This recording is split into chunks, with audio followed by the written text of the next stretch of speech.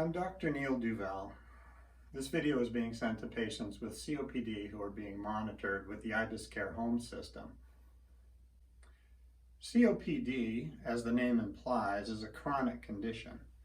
That means the damage that's been done to your lungs is permanent and will not reverse. That doesn't mean that you can't breathe better. You can, and we'll touch upon ways of doing this in future videos. However, it does mean that a major focus should be preventing further loss of lung function that might also be permanent. There are several ways of doing this.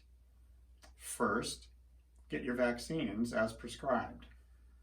Second, use all medications as prescribed. Third, avoid smoking of any kind.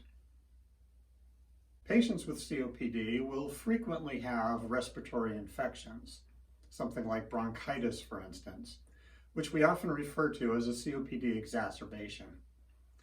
It has long been known that whenever a COPD patient has an exacerbation, they run the risk of losing further lung function permanently. However, the way we deal with this is usually to wait for the patient to get sick and then prescribe treatment. Something, for instance, like antibiotics or perhaps steroids or perhaps a change in the inhaler regimen. However, if we wait for the patient to be sick, we've already run the risk of developing further loss of lung function. So ideally, we would know when the patient was going to be sick before they were clinically ill, before they had symptoms. We believe that by doing some simple home monitoring tests, that we'll be able to feed your data into our computer and using artificial intelligence, develop a way of determining when you're going to get sick before you're symptomatic.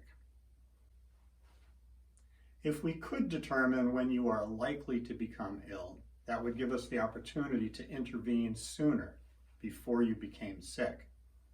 By doing so, it's possible that might decrease the risk of losing further lung function permanently.